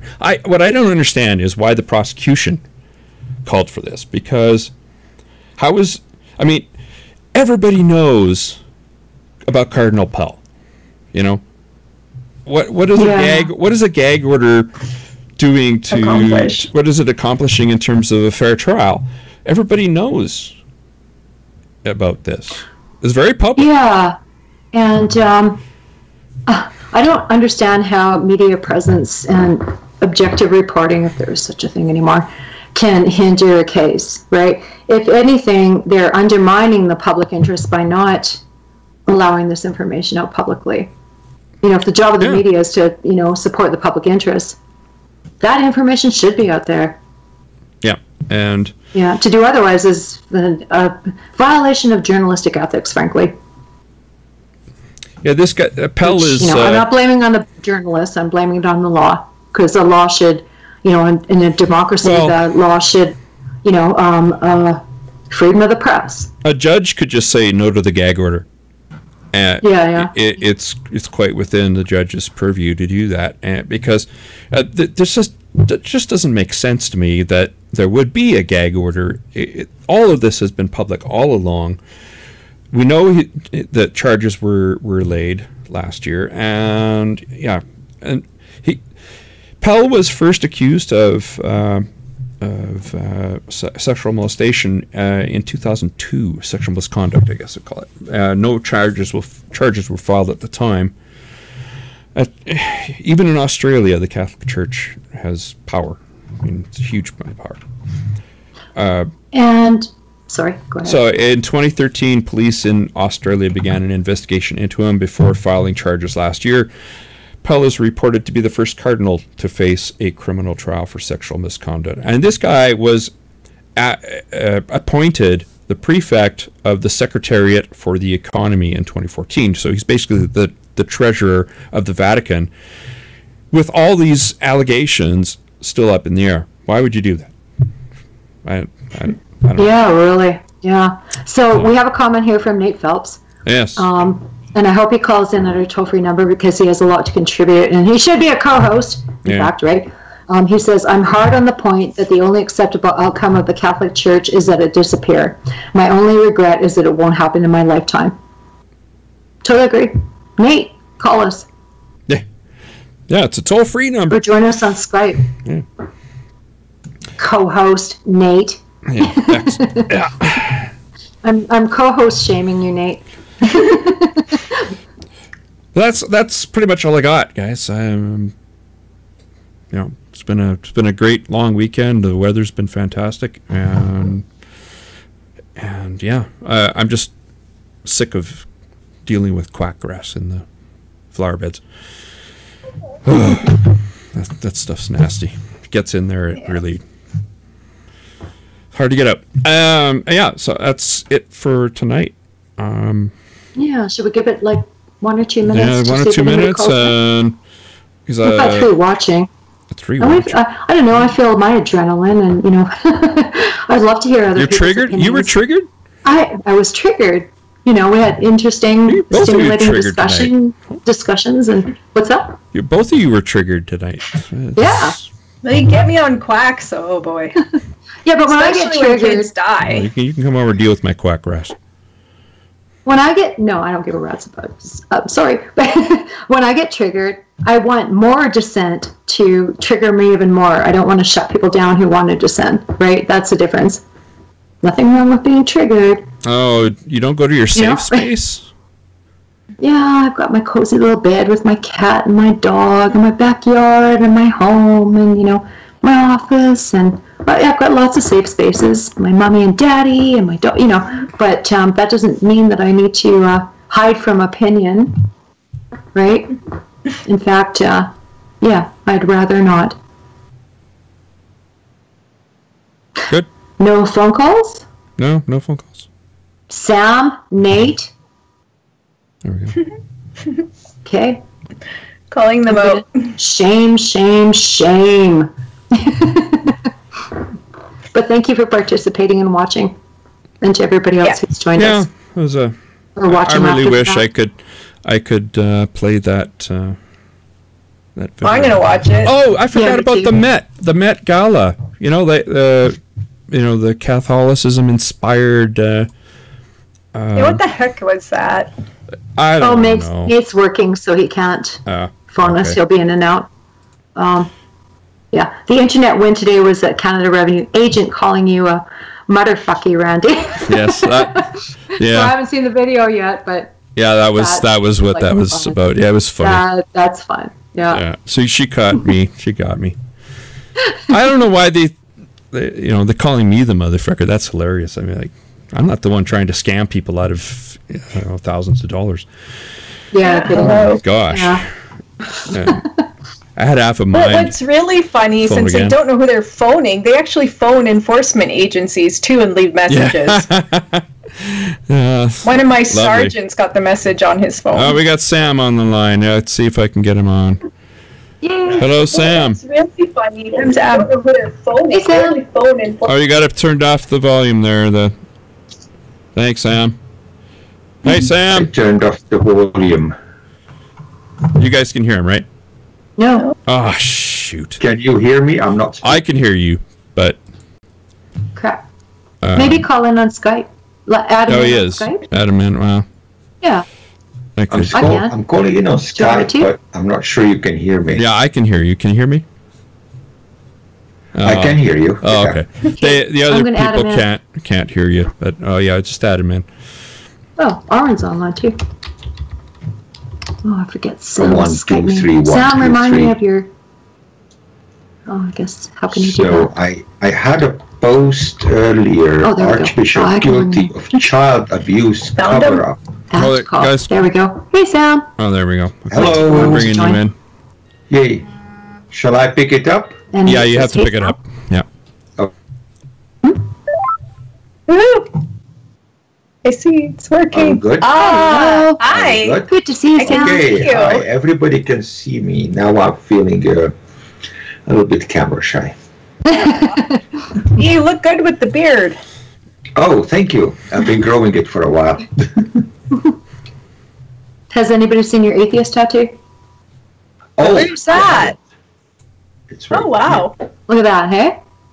Nice. Big A. Probably everybody goes around, hey, look at the big A. It's big asshole. Oh. Yeah, so I figured that just post a a good news article, because we're kind of lacking on that aspect. Yeah, we tend to do that. Yeah. So this is...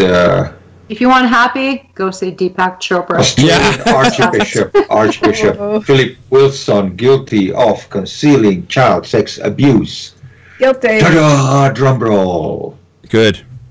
Well, so they still have to sentence him, but the Australian court has found the Catholic Archbishop guilty of concealing child sexual abuse in the 1970s. 70s. Yeah. Good. Well, it's been going on all along. No thought running around at that time. Yeah.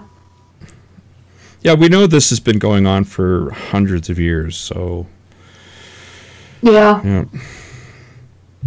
This is... Wow. Okay, so I guess Peld is looking at a pretty, what you may call it, grim prospects. Good. That's very happy. It's a precedent, which is... What? If we can call this a precedent... Finally, for a cardinal, yeah, that's pretty high up. It's basically second to the Pope himself. Huh. Yeah. Did anyone see the Pope do a statement a couple of days ago? And can't pull up the video from anywhere else, but the Pope was making a statement about. I don't know. He was talking about heaven and child abuse. Oh, yeah. Well, not child abuse. He was talking about... Was that the one about a child that was... No, that's not the one, the child whose father was an atheist. Was it? No. This was a couple of days ago, and he was talking about the Chile issue, and he was back from there. Did anybody notice the huge-ass hickey on top of his eye, and he was all bleeded up? These guys had a fight. What? Who? The Pope? The Pope and the Cardinals of Chile. They had a fight. Did you see his eye? Huh. No. Well, we can speculate. Yeah. Let's look. If you walk, we're just asking questions. They would definitely be taking your husband to a different room and asking. They did that with me when Rhonda broke her wrist when we were rollerblading, right? And she fell backwards and did a double fracture. And they asked her about that. It's like, who asked her about that? Whether it was abuse. Oh, she'd been in a fight. Oh yeah. No, they have to. That's law.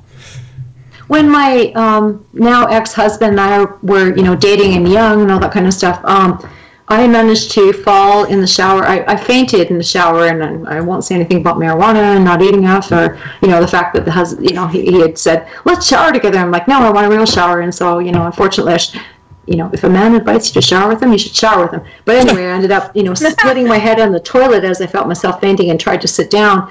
And, Ray actually turned off all the lights so I couldn't see myself even reflected in the mirror, hauled me into the car and just was freaking out.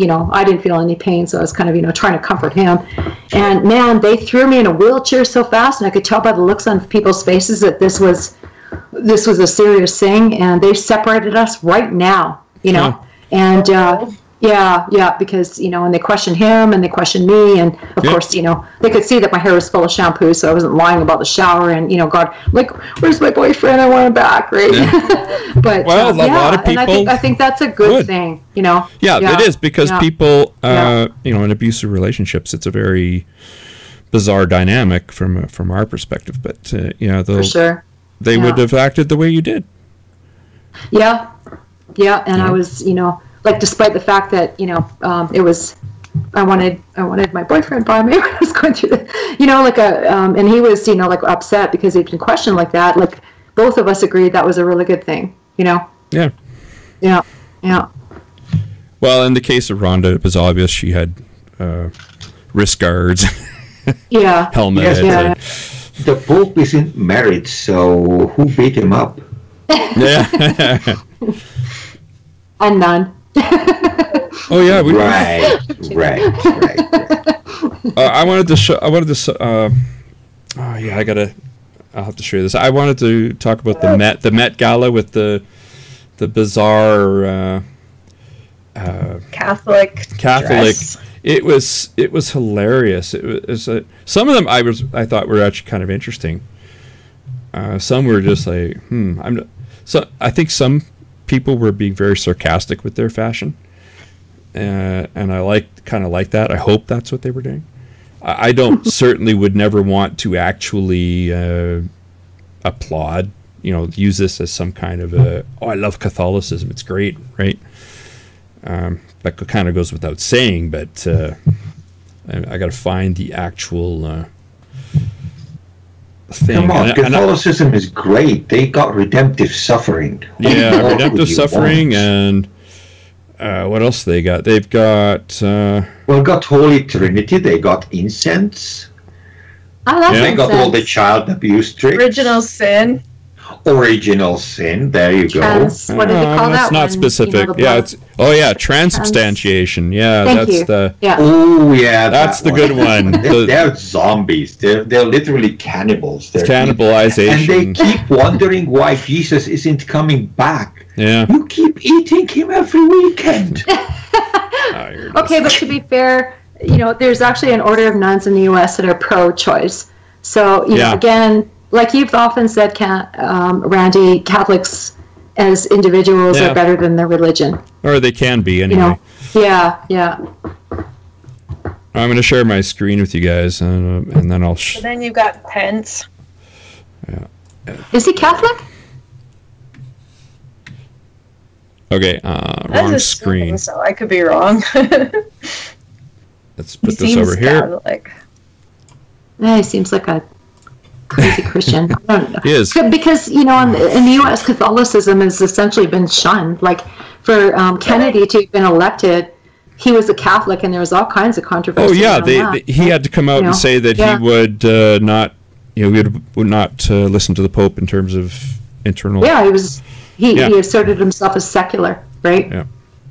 Yeah, otherwise it would have been a problem. Okay. Nate says, I love the people screaming cultural appropriation over that Met thing, and I don't know what the hell you guys are talking about, so I look forward to seeing this. Well, we're talking about the Met Gala with all the dresses, appropriating Catholic culture.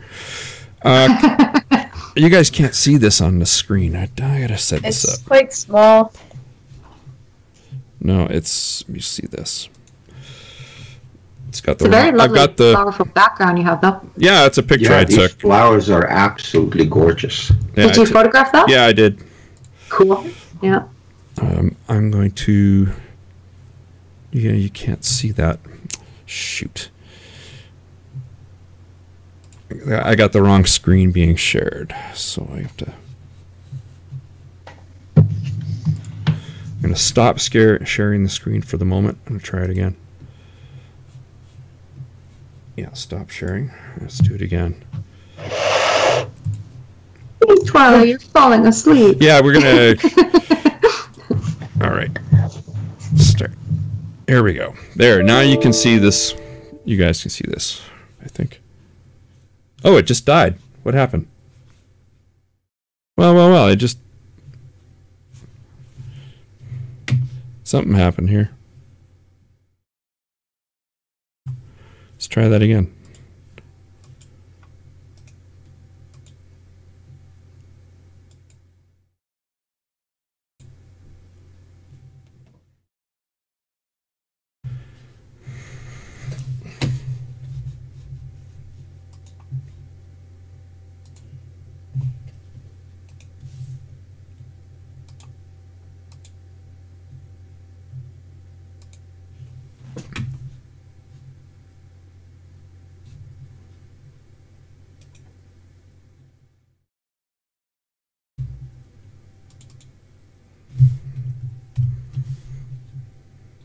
Well, let's try this.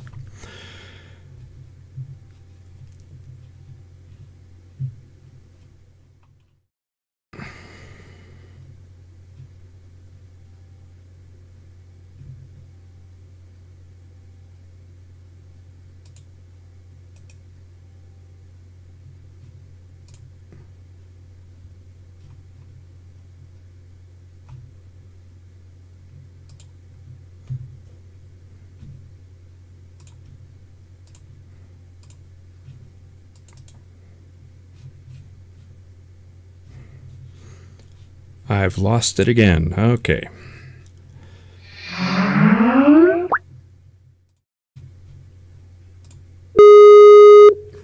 And stand on this side of the argument. I'm fully aware many people who choose incorrectly, in my view, to see this issue in terms of I've lost it again. In exploded terms, as I think they are, will believe that I am betraying myself and such causes. Somebody's got the sound up.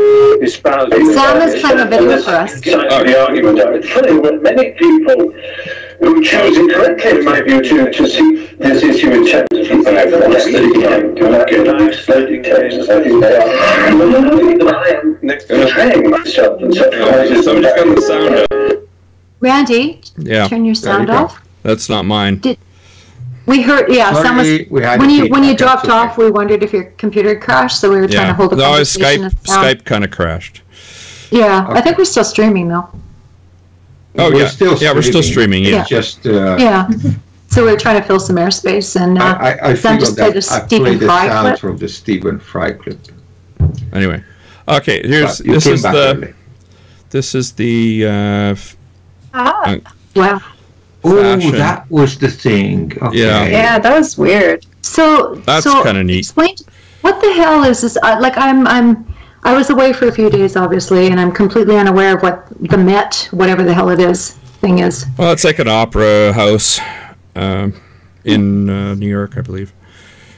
Okay. And they were mocking the Catholic Church. Gala. No, it was a Catholic themed fashion thingy going on. Oh, okay.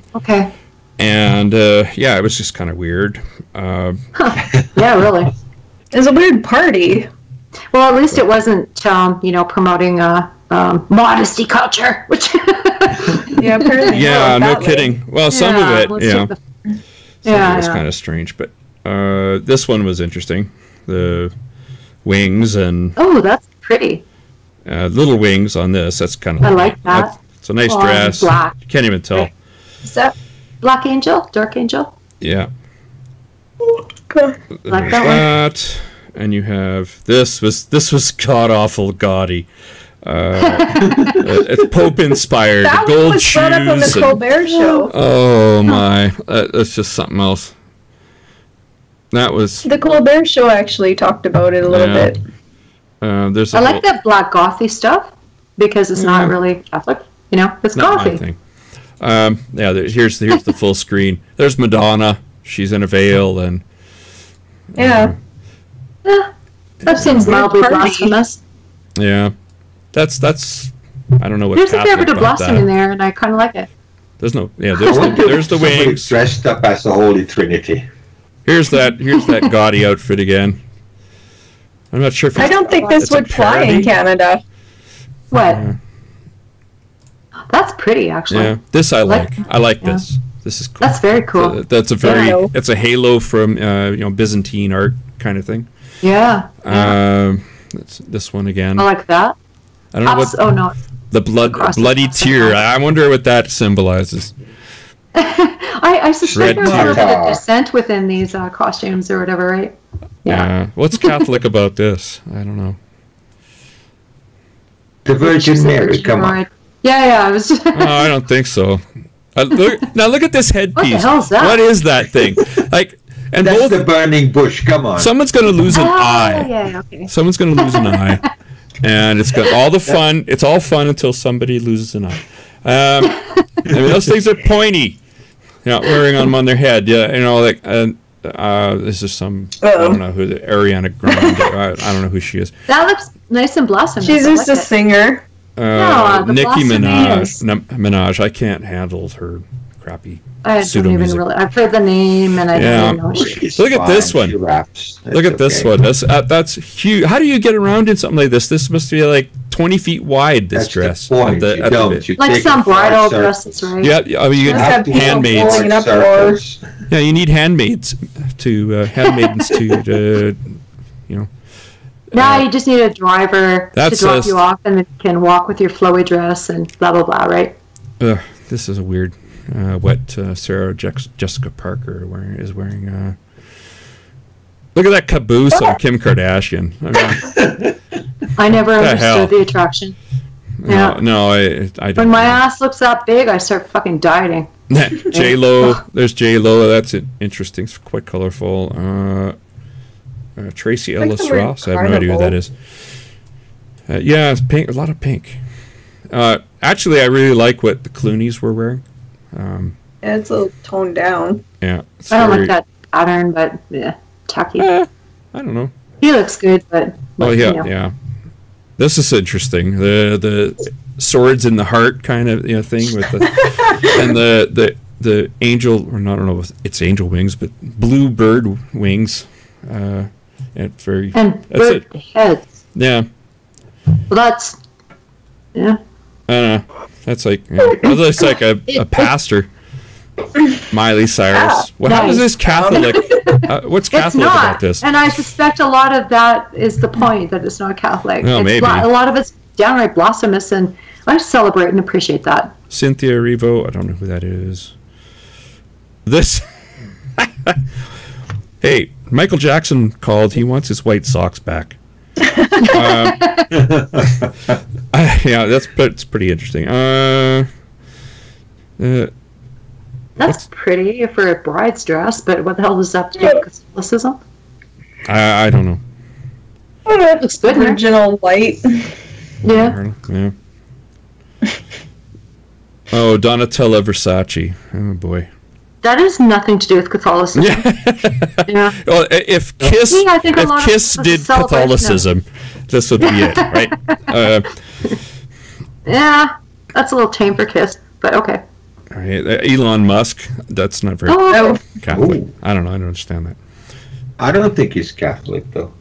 Oh, I don't. You don't have to be Catholic to do this. It's just Catholic inspired. No, I thought like you have to be genuine. No, it's just Catholicism fashion. That's all it is. You don't have to be Catholic. I think Clooney's wife is Muslim. And for all intents and purposes, I think she is. Look at these three guys. Look at these three guys. Atlanta-based trio Migos. Okay. I suppose that's like short pimps. For amigos. Yeah. Catholic pimps. Oh, yeah, that's never happened. This is like a celebration of blasphemy, really, and I'm seeing this and I'm enjoying it a lot. There's some stuff here. That's this. I like this. I really like this. This is cool. That's very beautiful. Yeah. Really nice gold halo kind of going on there. Yeah. Cardi B. I don't know. That's bizarre. That looks like something from Alice in Wonderland or something. Well, look at the guy in the background. He looks like a matador. Looks like a matador. Yeah. No, he looks like a Chucky thing, right? Go back. I think he looks like a matador. Go back. He looks like a combination of matador and what do they call that? That's for the targets for the bull or something, right? Well, it looks like these circles are like, hey, bull, hit these targets. Not a smart thing for a matador to wear, No. That's an interesting gown. Okay. Looks good, Nick. I kind of like this. This is kind of neat. That's kind of gothy. I like it a lot. Yeah. Black, sort of semi. Look at those eyebrows. Face thing. Look at those high tops. The shoes are like hilarious. Come on. I don't know how many thousands. What did those people do all night in those clothes? You watch an opera. They watch an opera. Well, they've been donated those clothes from designers to promote their products, because that happens a lot at these kinds of events, right? Yep. Yeah. There's Amanda Seyfried. Who's the heck is that? I don't know. It's a pretty dress, but I don't like the color of it. Yeah, it's kind of a sickly yellow, not a. Yeah, yellow doesn't photograph well. Turquoise would be a really nice somebody else is going to lose some eyes. Excuse me while I bend over. He's not too short. This is interesting. Oh, I love it. It looks like pride. Yeah, well, it is. And I suspect that's exactly what it is. Yeah. That'd be in your face. Totally. Good. Yeah. That would totally be very Catholic of him. Kylie Jenner. I don't know what that is for. I don't see that's Catholic at all. But nice dress, I suppose. 2 Chainz. Oh, somebody got proposed to here on the. Oh, nice. What if she said no? Like the whole thing. There's no pressure for the woman.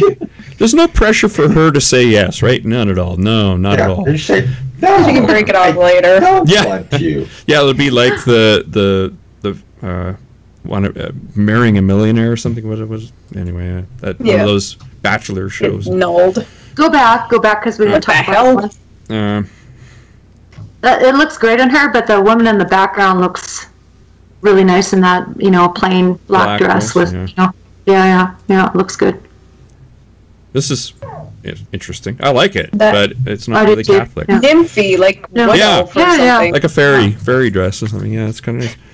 Oh, don't hurt me with that somebody thing. Else loses the eyes. Yeah, more eyes. A lot of eyes were lost at this Met Gala. I was just thinking, my mom gives me shit like when I wear a ponytail because every once in a while barrettes are the worst. Interesting. Looks like pajamas on the left there. Yeah. The other guy looks like I don't know. Paris Jackson, Miley Cyrus, and Stella McCartney. Okay. Those are Who's that? Vanity Fair's contributing editor, Amy Fine Collins.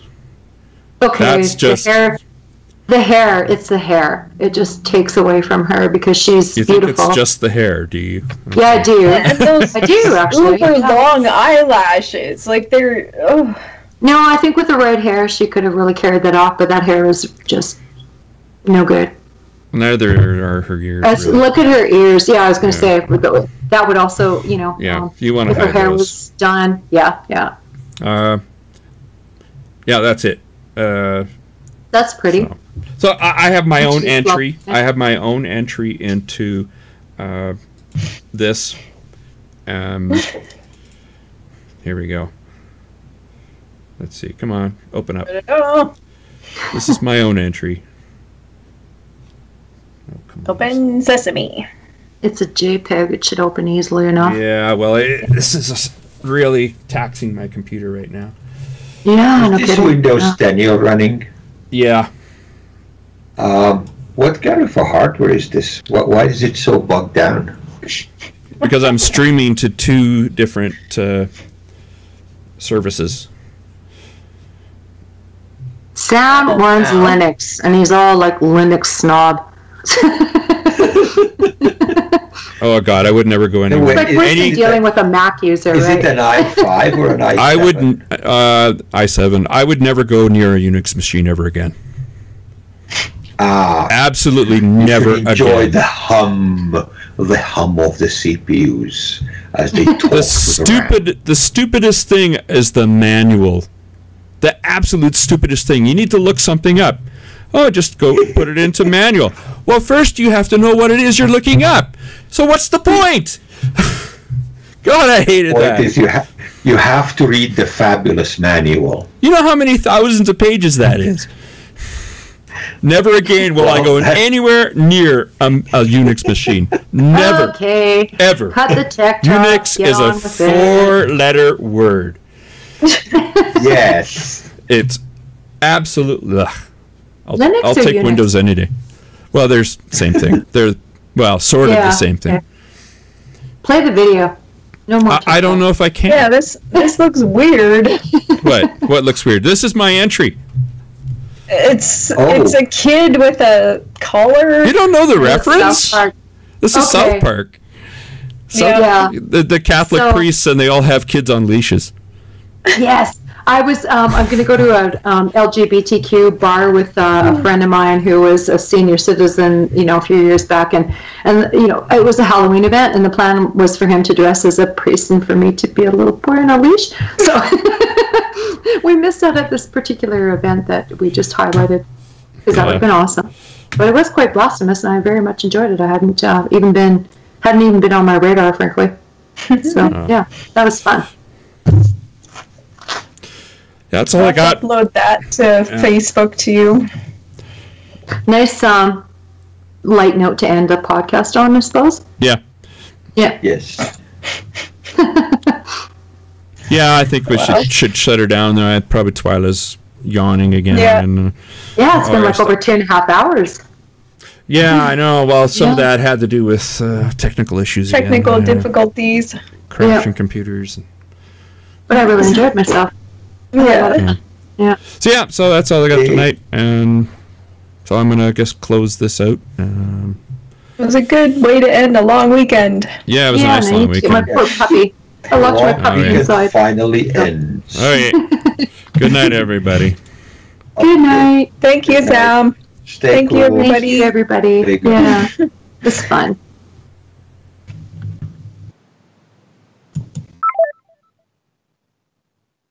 No outro?